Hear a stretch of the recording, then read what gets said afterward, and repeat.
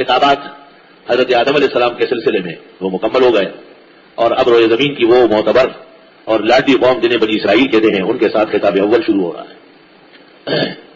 بنی اسرائیل کے 3 فرقے تھے، ایک توریت والے، دوسرے زبور والے، تیسرے انجیل والے، اور بنی اسرائیل کے 3 معروف پیغمبر ہیں، موسیٰ علیہ السلام، داؤد علیہ السلام، عیسیٰ علیہ السلام۔ بنی اسرائیل کو 3 کتابیں دی گئی، توریت، زبور، انجیل، 3 خطابات اس وجہ سے کیے گئے۔ پہلے یا بنی اسرائیل اذکروا نعم مجملہ ہے، دوسرا خطاب یا بنی اسرائیل اذکروا نعم مفصلہ ہے، تیسرا خطاب بنی اسرائیل کے ساتھ یا بنی اسرائیل اذکروا نعم مدللہ ہے۔ اللہ اکبر۔ یا بنی اسرائیل اذکروا نعمتی، بنی اسرائیل، اسرائیل یعقوب علیہ السلام کا نام ہے یا لقب ہے۔ اللہ اکبر و کبیرہ۔ کل طعام کان حلا لبنی اسرائیل الا ما حرم اسرائیل علی نفسہ، یہ اسرائیل حضرت یعقوب مراد ہے۔ یعقوب علیہ السلام کے 12 بیٹے تھے، 10 بیٹے ایک بیوی سے اور 2 بیٹے دوسری بیوی سے، یوسف علیہ السلام اور بنیامین، اور 12 کے 12 بیٹوں سے 12 نسلیں چلی ہے، تو 12 فرقے ہو گئے بنی اسرائیل کے۔ اور ان کی طرف ایک روایت میں 4000، دوسری روایت میں 8000، تیسری روایت میں 12000، مشہور روایت میں 70000 انبیاء مبعوث ہوئے۔ جب یہ انبیاء کے متبع اور صادق تھے تو ان پر نعمتوں کی بارش تھی، انہیں من و سلوہ کھلایا گیا، انہیں ہر طرح کے خاطر مدارات سے مالا مال کیا گیا، اور جب یہ رائے سے ہٹ گئے تو ان سے زیادہ خراب دنیا میں نہیں تھے۔ وجعل منهم القردة والخنازير وعبد الطاغوت، سورہ مائدہ۔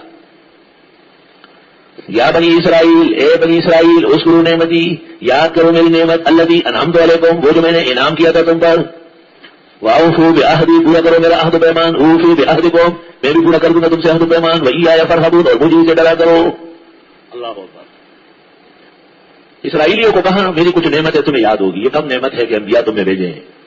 وجعلکم ملوکا، تمہیں سلطنتیں دی ہے مختلف ملکوں کی، وآتاکم ما لم یؤت احدا من العالمین، وہ نعمتیں تمہیں دی جو کسی اور کو کائنات میں نہیں ملی۔ اللہ اکبر۔ اے اسرائیلیوں، یاد کرو میری نعمت، جیسے ہم کہے اے دور تفسیر والو افسن العلوم کے احسانات اور قدر و منزلت پہچان لو۔ ایسے آرام دہ بہترین مقامات میں عزت و احترام کا سبق نصیب ہو رہا ہے الحمدللہ۔ کچھ اور جگہ سے بہتر انشاءاللہ تعالی نشست و برخاست اور اس کے آداب نصیب ہوں گے۔ جب آدمی کو احسان کا احساس ہو تو وہ مطیع رہتا ہے، فرمانبردار رہتا ہے۔ بیٹے کو جب پتا ہو کہ میرے باپ نے میرے لیے بہت کچھ کیا ہے تو بہت خیال رکھتے ہیں اس زمانے کے بیٹے، ورنہ تو باپ کا باپ ہونا ہی کافی ہے، وہ جیسے بھی ہو۔ اللہ اکبر۔ انسان جب نعمت کو مانتا ہے تو اس پر 3 اثرات ہوتے ہیں۔ منعم کا ذکر محبت سے کرتا ہے، منعم کو خوش کرنے کی کوشش کرتا ہے، سرتوڑ کوشش کر کے اس کی اطاعت اور فرمانبرداری یقینی بناتا ہے۔ 3 اثرات ہوتے ہیں، ایک اس کا ذکر خیر سے محبت سے کرتا ہے، اور دوسرا اس کی خوشنودی ڈوبتا ہے، اور تیسری اس کی اطاعت اور فرمانبرداری سے سرتابی نہیں کرتا۔ تم بھی اپنے گریبان میں جھانک کہ آپ کے کوئی منعم و محسن ہے اور آپ اپنے بڑوں کے ساتھ یہی برتاؤ کرتے ہیں، بہترین نام لینا، عمدہ مقامات کے ساتھ ان کو راضی رکھنا اور ان کی اطاعت اور فرمانبرداری کرنا۔ امام ابو یوسف کو جو کوئی کہتا قال شیخ کا ابو حنیفہ کہتا، آپ کے استاد امام ابو حنیفہ نے یہ کہا، تو امام ابو یوسف کہتے اغسل فمک اولا بالماء الحار والصابون ثم قل ابا حنیفہ، پہلے اپنے منہ کو گرم پانی اور صابن سے کنگالو، پھر میرے استاد کا نام لو۔ میرے استاد تیرے جیسا نہیں، تیرے تو ہے۔ حسن التقاضی فی سیرت امام ابی یوسف القاضی، بقلم الشیخ محمد زاہد الکوثری۔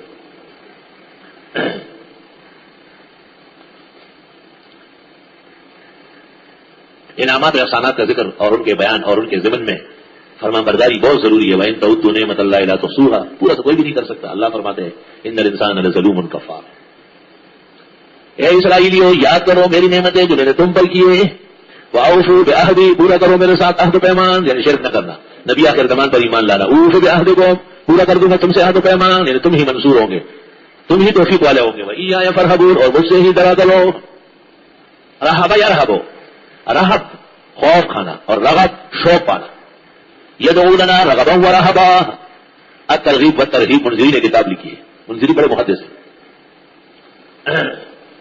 بہت زیادہ ڈر کر پھر شادی نہ کرنا، آبادی میں نہ رہنا، رزق نہ کھانا، گوشت نہ کھانا، یہ رہبانیت ہے۔ ورہبانیت ابتدعوها، رہبانیت انہوں نے اپنی طرف سے نکالی، ما كتبناها علیہم، ہم نے نہیں لکھا تھا ان کو، ہمارا اوہا حق کا رعایت، پھر بھی رعایت نہیں کر سکے۔ لا الہ الا اللہ۔ اے بنی اسرائیل، یاد کرو میری نعمت، وہ جو تم پر انعام کر چکا ہوں، پورا کرو میرا عہد، میں بھی پورا کر دوں گا تم سے عہد و پیمان، اور مجھ سے ہی ڈرا دو۔ یہ ذکر ہے اجمالاً. اب اس اجمال کا اس حساب سے تفصیل وَآمِنُوا بِمَا أَنزَلْتُ مُصَدِّقًا لِمَا مَعَكُمْ, ایمان لے آؤ اس وحی پر جو میں نے اتاری اور وہ تصدیق کر رہی ہے تمہارے ساتھ والے کی, یہ قرآن. وَلَا تَكُونُوا أَوَّلَ كَافِرٍ بِهِ, مت بنو پہلے کفر کرنے والے اس کے. تم پہلے لوگوں جب کفر کرو گے تو پہلے کافر بنو گے, ایمان لاؤ گے تو ابتدائی اہل کتاب ایمان والے کہلاؤ گے. وَلَا تَشْتَرُوا بِآيَاتِي ثَمَنًا قَلِيلًا, لینا نہیں میری آیتوں پر قیمت تھوڑی بھی. اللہ اکبر, پوری دنیا کوئی چیز ہی نہیں ہے دین کے سامنے اور قرآن کے سامنے. لیکن آیت کریمہ اس بات میں ہے کہ وہ دنیا کے عہدے, عزت و شرف, فوائد وغیرہ کو اسرا کر کے حق نہیں بیان کرتے. حق بیان کرنا بہت مشکل کام. حق کے 3 حق ہوتے ہیں. حق کے 3 حق ہوتے ہیں. ایک اس کو جاننا سمجھنا, دوسرا اس پر استقامت اختیار کرنا, اور تیسرا اس کے نافی کو اور دشمن کو نفی کرنا. حق ایسا نہیں کہ حق ہے بس آپ گھر بیٹھے ہوئے حق ہے. جس سے حق سے کیا بنتا ہے؟ پہلے سمجھو کیا حق ہے. سمجھنا نصف پتہ ہے, نصف اطاعت ہے. سمجھ گئے, اللہ تعالیٰ نے روشنی عطا فرمائی. مسئلہ یہی ہے اسلام کا, 2 ٹوک ہے. اب اس پر ڈٹے رہو, ہیلو نہیں. اللہ اکبر. حضرت اقدس مولانا محمد قاسم نانوتوی نے ایک کتاب لکھی ہے, اس کا نام ہے تحذیر الناس. کتاب اس موضوع پر ہے کہ ایک اثر عبداللہ ابن عباس کی طرف منسوب ہے, وَإِن كَانَ مَكْذُوبًا. اثر یہ ہے کہ اس دنیا اور اس زمین کے علاوہ اور بھی زمینیں ہیں. فَفِيهَا آدم كَآدَمِكُمْ وَنُوح كَنُوحِكُمْ وَإِبْرَاهِيمَ كَإِبْرَاهِيمِكُمْ وَمُحَمَّدٌ كَمُحَمَّدِكُمْ. یہ روایت بالکل جھوٹی ہے اور مکذوب محض ہے, لیکن اگر یہ صحیح ہوتی تو کیا مطلب ہوتا؟ بالفرض والمحال. اور فرض الممتنع منطقی کہتے ہیں لیس بممتنع, کسی ممتنع جیسے شریک باری کو فرض کرنا یہ تو ممتنع نہیں ہے. طلباء جو بڑے ہیں وہ بات سمجھتے ہیں. کتاب کا نام ہے تحذیر الناس عن اثر ابن عباس, اردو میں ہے لیکن آپ کو سمجھنے میں 1 سال 1.5 لگے گا اس میں. یہ کتاب شائع ہو گئی, نکل گئی, چھپ گئی, بٹ گئی, تو مخالفین نے, دشمنان دین نے اس پہ اعتراضات کا بوچھاڑ کیا. حق کتاب کا مقابلہ ہوتا ہے جو حق راستہ ہو. مفتی محمد شفیع نے ختم نبوت کامل لکھی تو ربیہ سے اور قادیان سے اور احمدیہ انجمن لاہور سے 15 کتابیں اس کے رد میں آ گئے. لوگ سمجھتے نہیں بات. کتاب کوئی ڈالر کی ہوتی ہے تو اس کے مقابلے ہوتے ہیں. شاہ عبدالعزیز نے تحفہ اثنا عشریہ لکھا تھا, 25 کتابیں روافض نے ہندوستان سے ایران تک لکھی. شاہ عبدالعزیز کا تحفہ آج بھی تحفہ اہل سنت ہے. الحمدللہ. احسن العطر کا جواب اور ستہ شوال کا جواب, یہ کوئی مسئلے ہے جس پہ ایسا جھنڈوڑا ہے, یہ جھنڈوڑا ہے لوگوں کو. جب آدمی جھنڈوڑ جاتا ہے یا ادھر گرتا ہے, گر کر کے جب اٹھتا ہے تو کچھ بندہ تو لے گا. گھبرانے کی ضرورت ہے. رد ہو گیا, کیا رد ہو گیا؟ روافض اذان میں کہتے ہیں اشہد ان علی ولی اللہ و وصی رسول اللہ و خلیفۃ بلا فصل. یہ صحابہ کا رد ہو گیا. جو پہلا خلیفہ ابوبکر کر عمر عثمان بنایا وہ برحق ہے اور یہ کذابین ہے, اس کو رد دیتے ہیں. ابو حنیفہ, ابو یوسف, محمد حنفی کے خلاف غیر مقلدوں کی بد زبانی اور بدگوئی معروف نہیں ہے دنیا میں. یہاں تک کہ ایک ظالم نے کتاب لکھی, اس کا نام ہے امام ابو حنیفہ شیعت ہے, اور ہدایہ عوام کی عدالت میں. ہدایہ عوام کی کتاب ہے کہ اس کی عدالت میں ہدایہ نے کیا چوری ڈکیتی کی, کیا کیا, ڈگر کی کتاب ہے. جیسے اسے سب کو پیچھے دھکیل کے پٹک دیا, کوئی سامنے آ نہیں سکتا ہے اس کے عوام کی عدالت میں. محمد جوناگڑی جس نے تفسیر ابن کثیر کا ترجمہ اردو لکھا, اسی خائنہ متلبس نے کتاب لکھی ہے ہدایہ عوام کی عدالت میں. اس کا جواب مولوی حبیب اللہ نے لکھا ہے. ایک مولوی حبیب اللہ گجرانوالہ میں شیخ کے شاگرد غالباً ڈیر اسماعیل خان کے فوت ہو گئے. ہدایہ عقل و فکر قرآن و سنت کی عدالت میں اس کا پورا جواب دیا ہے. معارف السنن اور فیض الباری کا جواب غیر مقلدوں نے دیا ہے, ظلمات بعض و فوق بعض. معارف القرآن مفتی شفیع کا جواب غلام محمد پرویز نے لکھا ہے معارف القرآن کے نام سے. حکیم الامت کے بیان القرآن کا جواب مولوی محمد علی لاہوری مرزائی نے لکھا ہے بیان القرآن کے نام سے. تبلیغی جماعت کا جواب بھی تبلیغی جماعت سے ہو رہا ہے. الیاس صاحب حضرت اقدس کا جواب الیاس قادری صاحب دے رہے ہیں. دیکھو لوگ پر بڑا خیر کوئی سفر رد آ گیا, کیا رد آ گیا؟ یہ کرنے والوں کی شکل تو پہلے دیکھو, یہ حق ہو. میری کتابیں اٹھا کے پڑھو اور مجھے دکھاؤ کہ کس جگہ درد ہوا ہے. رد تو 3 چیزوں کا نام ہے نا, یا تو حوالہ غلط ثابت کرے, یا کوئی روایت کے بارے میں کہ یہ نہیں ہے, یا کوئی مختار جو میں نے اختیار کیا ہے اس کو رد کر لے. اس دن ایک کتاب آئی ستہ شوال کے خلاف, ایک ککوڑ خان نے لکھی ہے. ککوڑ خان نے مجھے ایک دوست نے دی, اس کے نام بھیجی تھی. عجیب بات سنو کہ 2 عبارتیں سر سے ہٹائی. ایک تو فتاوی عالمگیری کی وہ جگہ نہیں لکھی جس پہ 500 فقہاء نے لکھا ہے کہ امام ابو حنیفہ کا مذہب 100 میں سے 3 شوال کے مطلق منع کا ہے, کسی حال میں بھی نہیں. اس کا جواب نہیں دیا, چھوڑ دیا. اور دوسرا جواب جو تحتاوی الدر صفحہ 470 کہ وہ کہتے ہیں یہ جو متن میں ہے کہ شوال کے 6 روزے مستحب ہے, یہ بعض متاخرین کا مذہب ہے. متقدمین حنفیہ متفق ہے کہ 7 شوال مکروہ اور ناجائز ہے. فما فی المتن فقول بعض المتاخرین. یہ 2 عبارتیں مجھے دیکھنی تھی, دونوں نے اس کا کیا جواب دے رہا ہے؟ شیشے کے گھر میں بیٹھ کر پتھر ہی پھینک دے دیوار آہنی پہ حماقت تو دیکھیے. ملتان گیا تھا قاسم العلوم ختم بخاری کے لیے آج سے 15 سال پہلے یا 10 سال پہلے ایسے ہی ہوگا. وہاں ایک نئے نئے عثمان خان نکلا تھا, وہ پڑھائی کتابوں کے اردو ترجمے اپنے نام پہ کراتے ہیں. پڑھائی کتابوں کے جو پپردئی جامس پایوش پہ اور کارا پٹوڑی رشوے. میں نے کہا آپ نے کوئی کتاب لکھو, لوگوں کی کتابیں اپنی طرف کھینچ کے سیٹ کی. تو مجھے کہتے ہیں میں نے اسلام علیکم کا جواب لکھا ہے, اگر آپ کو برا نہ لگے تو ابھی بتا دیتا ہوں, اور اگر برا لگے تو بھیج دوں گا. میں نے کہا کہ میں کچھ پوچھ سکتا ہوں. بالکل. میں نے کہا پہلے جواب سوال یہ ہے کہ آپ نے جاگتے ہوئے لکھا ہے یا نیند میں لکھا ہے. دوسرا یہ کہ سمجھ کے لکھا ہے یا صرف اورات والے کیے. اور تیسرا یہ کہ حدیث اجعلوا آخر صلاتکم باللیل وطرا جس کا کوئی معارض قول فعل نہیں ہے, اس کا کیا جواب دیا ہے؟ میں نے اس کا جواب نہیں دیا. میں نے کہا کہ نبی کی کسی کتاب میں نہیں ہے, اس کا کیا جواب ہے؟ کہا حلبی کبیر. میں نے کہا حلبی کبیر میں رکعتین قبل المغرب کو بھی سنت کہا ہے, اس کا اعتبار نہیں ہوگا.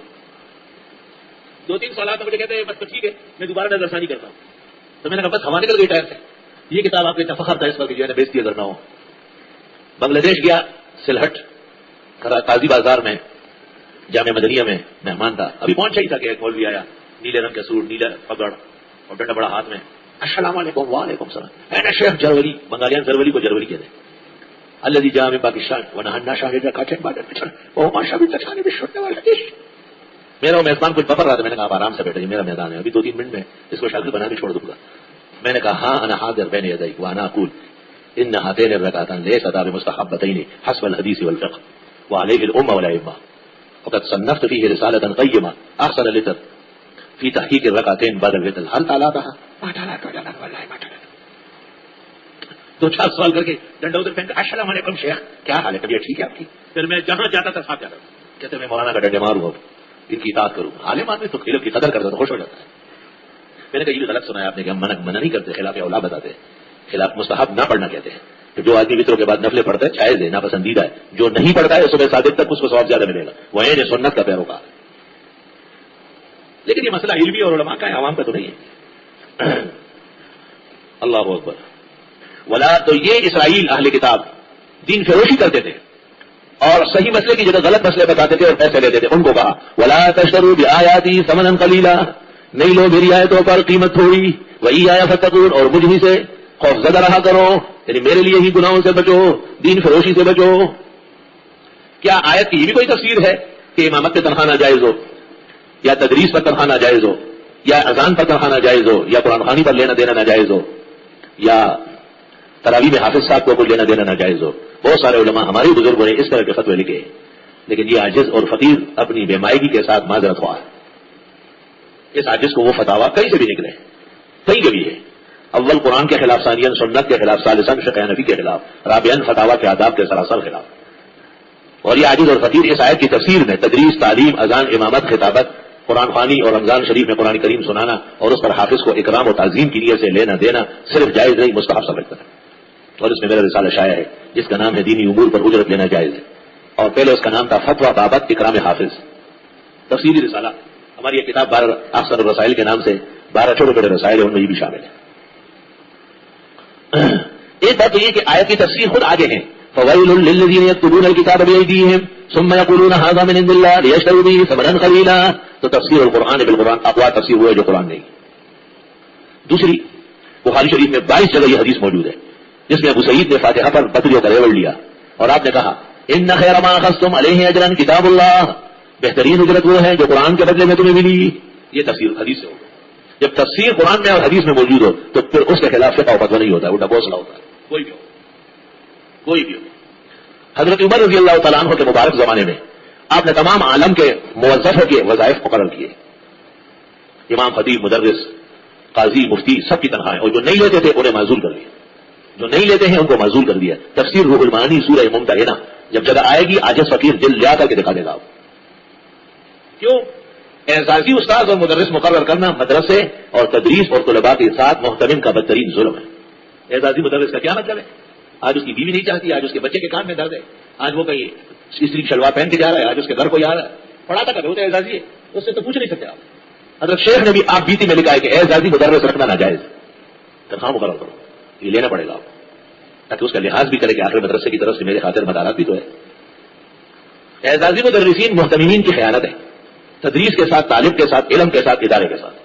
کبھی بھی اعزازی مدرس افسر کے طول و عرض میں کوئی اعزازی آ جائے اعزازی قوم کاغذی کی طرف میدان سے نکالتے ہیں.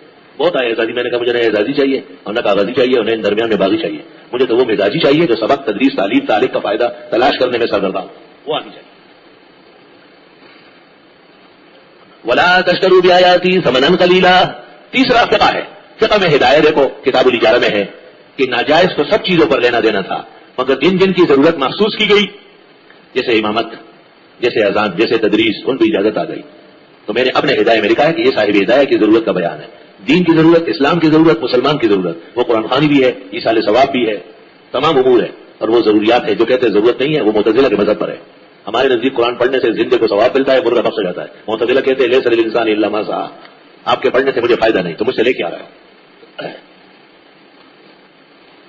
تو جس طرح صاحب ہدایت نے کچھ ضرورتیں بتائی اور پھر جواز لکھا, اور یہ آیت کے خلاف نہیں ہے, اس طرح ہم بھی کچھ چیزیں ضروری جانتے ہیں اور ان کے جواز بلکہ استحباب کے قائل ہیں, اور یہ آیت کے عین مطابق تفسیر ہے. فلا تشتروا بآیاتی ثمنا قلیلا, وہی آیا فاتقون. بعض حضرات فرماتے ہیں کہ دنیاوی امور پر لینا دینا جائز ہے لیکن ایصال ثواب کے لیے جائز نہیں. اس کا ایک جواب تو میں نے دے دیا کہ یہ معتزلہ کا مذہب ہے, اور دوسرا جواب میں یہ دیتا ہوں کہ امام الاثر المحدث الکبیر والفقیہ علی الاطلاق آیۃ من آیات اللہ, حضرت اقدس مولانا محمد انور شاہ صاحب نے فیض الباری میں لکھا ہے کہ میں اس کے ناجائز ہونے کا بھی نہیں کہتا. اور ان کے شاگرد رشید اور ان کے علوم کے امین ہمارے استاد اور شیخ حضرت بنوری نے معارف السنن میں لکھا ہے والعلت تقتضی ان تعم, جواز کی علت تقاضا کرتی ہے کہ بالکل جائے, سب جائے اور سب جائے. الحمدللہ. اسلام کا مرکز کعبہ ہے اور مسجد نبوی ہے, وہاں ختم کی رات دنیا جو وہاں رہتی ہے وہ جانتی ہے. بادشاہوں کی طرف سے مرسڈیز, سونے بھرے ہوئے بکسے, ملکوں کی کوٹیاں اور سرائے محل اور بڑے بڑے ڈالر اور پاؤنڈز پر مشتمل بکسے اماموں کو ختم قرآن کی رات پیش کیے جاتے ہیں, اور مسجد میں لا کے ان کا اعلان ہوتا ہے باقاعدہ. انڈونیشیا کے بادشاہ کی طرف سے یہ گفٹ, اور مراکش کے بادشاہ کی طرف سے یہ, سوڈان والوں کی طرف سے یہ, مصر کی طرف سے یہ, پھر شہزادے, سعودی شہزادے فلاں نے یہ دیا, فلاں نے شہزادیاں, ان کے اعلانات باقاعدہ. ولا تشتروا بآیاتی ثمنا قلیلا, نہ لینا میری آیتوں پر قیمت تھوڑی بھی, وہی آیا فتقون, اور مجھے سے خوفزدہ رہا کرو, لوگوں سے نہ ڈرو. یہ فتوی ہے, یہ کیا فتوی ہے؟ فتوی کتاب و سنت کے خلاف ہوتا ہے کیا؟ اس عاجز کی اس تحریک پر ندوہ سے ایک کتاب نکلی ہے, اس کا نام ہے القاموس فی الفقہ. اس میں طرفین کے دلائل نقل کر کے ترجیح جواز کو دی ہے. والحمدللہ علی ھذا. مجھے کوئی شوق نہیں, الحمدللہ. ابھی آپ دیکھیں گے عزیز القدر محمد انور شاہ یہاں سنائیں گے, اور ختم سے ایک رات پہلے اعلان ہوگا کہ تمام خاطر مدارات توازو ہمارے قاری محی الدین صاحب کی جائے گی, وہ حقدار ہے. محمد انور شاہ بس قرآن سنائے اور سارا جہان ان کو دعائیں دے, یہ سرمایہ کون ہے؟ دنیا کی چیزوں کی کوئی ضرورت نہیں. الحمدللہ اللہ نے دین کی برکت سے سب کچھ دیا ہے. یہ مطلب نہیں کہ ہمیں ضرورت ہے, نہیں. ہمارے حفاظ, ہمارے قرآن, ہمارے بھائیوں پر جو ظلم ہو رہا ہے دارالفتہ کی طرف سے, اس کو میں نے پٹک دیا, دودھ پھینکا ہے. مجھ سے ایک بڑے ادارے کے مفتی نے اسی ادارے کے گیٹ پہ پوچھا کہ آپ کب سے مفتی ہے؟ میں نے کہا جب سے تجھ جیسے نااہل دارالفتہ میں بیٹھ کے اکو بکو سندر بکو لکھنے لگے. میرے فتاوا تو عام نہیں ہے, مفتیوں کے جواب میں, مولویوں کے جواب میں میرا فتوا صادر ہوتا ہے. مت لو میری آیتوں پر قیمت توڑی. بعض کتابوں میں ہے کہ 40 روپے سے کم نہ لے, 40 روپے ہو تو خیر ہے, کیونکہ بعض روایت میں ہے کہ اربعون کثیر. خود شمس الحق مکر یہ خیال ہے سرخسی کا, اس کا جواب دیا ہے ابن عابدین نے, اور اس کتاب کا نام ہے شفاء العلیل وبل الغلیل. شفاء العلیل وبل الغلیل فی ابطال الوصیۃ بالختمات والتحالیل. جس مسئلے پر بھی کلام رہتا ہے الحمدللہ موافق و مخالف قدماء کے تمام کتب سامنے رہتی ہے. مقصود مقابلہ نہیں, مقصود دین کی حمایت اور رضا الہی ہے, ورنہ ہم ایک عام طالب علم اور ٹیشو پیپر کے کاغذ سے بھی زیادہ کمزور, نکمے اور بیکار, اس میں کوئی شک ہی نہیں. یہ کتاب جو ابن عابدین نے لکھی ہے شفاء العلیل وبل الغلیل فی ابطال الوصیۃ بالختمات والتحالیل, اس سے متاثر ہو کر مفتی محمد شفیع صاحب سے اس طرح غلط فتویٰ صادر ہوا ہے. یاد رکھیں, اس کتاب سے متاثر ہے. اس کتاب کو دیکھنے والے تخصص کے طلباء ہوتے ہیں, یہ رسائل ابن عابدین میں ہے, وہ اچھی طرح نوٹ کر لیں کہ یہ معتزلہ کی نگہبانی میں ہے. اس میں اہل سنت کا مذہب کم, معتزلہ کا زیادہ ہے, اور ابن عابدین پر اس قسم کے آثار رہتے ہیں. ولا تلبسوا الحق بالباطل, ملانا نہیں حق کو باطل سے, وتکتموا الحق, اور چھپاتے ہو حق, وانتم تعلمون, اور تم جانتے ہو. جی درود نہیں مانتے, درود نہیں مانتے, درود تو اللہم صلی علی محمد وہ حق ہے, تم نے جو گھڑا ہے وہ نہیں مانتے, حق کو باطل سے ملاتے. دعا نہیں مانتے, دعا نہیں مانتے, دعا مانتے ہیں جنازے کے بعد نہیں مانتے, جن مواقع پہ دعا نہیں ہے وہاں نہیں مانتے, بدعت والی دعا نہیں مانتے. ولا تلبسوا الحق بالباطل, کرامات نہیں مانتے, کرامات سر آنکھوں پر, ولی اور زرولی سب کی کرامات پر حق ہے, البتہ کرامت کے نام پر خدائی اور الوہیت ماننے والے نہیں ہیں. قبر کو سجدہ نہ کیا ہے نہ کریں گے, یہ ظلم گوارا نہ کیا ہے نہ کریں گے. یہ کرامت کہتے ہیں قبر پرستی کو. قبر پرستی اسلام میں نہیں ہے. مت ملانا حق و باطل کے ساتھ. حق اور باطل جب مل جاتا ہے تو حق بچ جاتا ہے. چائے میں جب پیشاب کے قطرے آ جاتے ہیں چائے پینے کی نہیں ہوتی. دودھ میں جب خون کے قطرے ڈلتے ہیں دودھ قابل استعمال نہیں رہتا. ہانڈیا میں جب بلی کا پخانہ مل جائے تو کھانے کا نہیں سینکیا بن جاتا ہے. حق جب باطل کے ساتھ ملایا جاتا ہے تو حق کی توہین ہوتی ہے. میں نے کہا کہ حق کے 3 حق ہے. پہلے اس کو اچھی طرح سمجھنا, پھر اس پر استقامت اختیار کرنا, پھر اس کے دشمنوں کی نفی و مقابلہ کرنا. للحق کے ثلاثۃ حق. حق کے 3 حق. وتکتموا الحق, اور چھپاتے ہو حق. یہ نہیں کہتے ہو کہ یہ سنت کے پابند بدعت نہیں مانتے. یہ نہیں کہتے ہو کہ یہ پیغمبر کا بتایا وہ ضرور پڑھنے والے ہیں اور فقہ و سنت کے مطابق جو کرامات ہے, ولایات ہے, بزرگان دین ہے, ان کے فیوز ہے, وہ سلام کو پہ مانتے ہیں. وانتم تعلمون, اور تم جانتے ہو. واقیم الصلاۃ, پابندی سے پڑھو نماز. وآتوا الزکات, اور دیتے رہو زکات. وارکعوا مع الراکعین, اور رکوع کرو رکوع کرنے والوں کے ساتھ. اتامرون الناس بالبر, وہ کہتے ہو لوگوں کو نیکی کا. وتنسون انفسکم, اور بھول بیٹھتے ہو اپنے آپ کو. لوگوں کہتے ہیں نبی آخر زمانہ آئے گا, برحق پیغمبر ہوگا, ان کا ساتھ دینا ہوگا. نبی آخر زمانہ آ گئے اور ان کو عقل نہیں ہے. وانتم تتلون الکتاب, اور تم پڑھتے ہو کتابیں. اسی ہدایہ اسی نور النظام میں نہیں لکھا ہوا ہے کہ مبارک راتوں میں مسجدوں میں جمع ہونا ناجائز ہے. پھر آپ کیوں شب برات اور معراج کے اجتماعات مسجد میں کرتے ہیں؟ تمہیں شرم کرنا چاہیے. وانتم تتلون الکتاب, کیا تم قرآن نہیں پڑھتے ہو جس میں تمام مخلوقات سے علم غیب کی نفی ہے؟ جملہ انبیاء و مرسلین کے لیے بشریت کا اس بات ہے. تمام کائنات کو بے بس و عاجز دکھایا خدا کی قدرت کے سامنے, الوہیت کے سامنے. تم کیسے کسی کو دستگیر ہو, کسی کو غوث اعظم کہتے ہو؟ وانتم تعلمون وانتم تتلون الکتاب فلا تعقلون, عقل سے کام لو. واستعینوا بالصبر والصلاۃ, خدا سے مدد مانگو صبر کر کے, نماز پڑھ کر. صبر کے 3 مطلب ہے. ایک امام شافعی نے بیان کیا, وہ کہتے ہیں صبر سے مراد صوم ہے, کیونکہ صبح صادق سے غروب آفتاب تک نہ کھانا نہ پینا نہ جائز بیوی سے ملنا. اور دوسری تفسیر یہ ہے کہ صبر استقامت اسلام کا ایک عہدہ ہے. واصبر وما صبرک الا باللہ, صبر خالص دین کا تقاضا ہے. تیسرا صبر یہ کہ دعا ایک دفعہ نہیں بار بار مانگو, اور اللہ سے مانگتے رہو جہاں تک کہ نعمت عطا ہو جائے. حدیث شریف میں اللہ قبول فرماتے ہیں جب تک بندہ تھکے نہیں. تھکتا یہ کہ کہے میں نے مانگا مجھے نہیں ملتا, یہ کہنا کہ میری دعا قبول نہیں ہوتی. امام غزالی فرماتے یہ کلمہ کفر ہے, اس شخص کا ایمان سلب ہو جائے گا. اللہ ضرور قبول فرماتے ہیں. قبولیت کی 3 شکلیں ہیں, کبھی بلا رد ہو جاتی ہے, کبھی دعا ذخیرہ آخرت بن جاتی ہے, کبھی جو مانگا وہ مل جاتا ہے.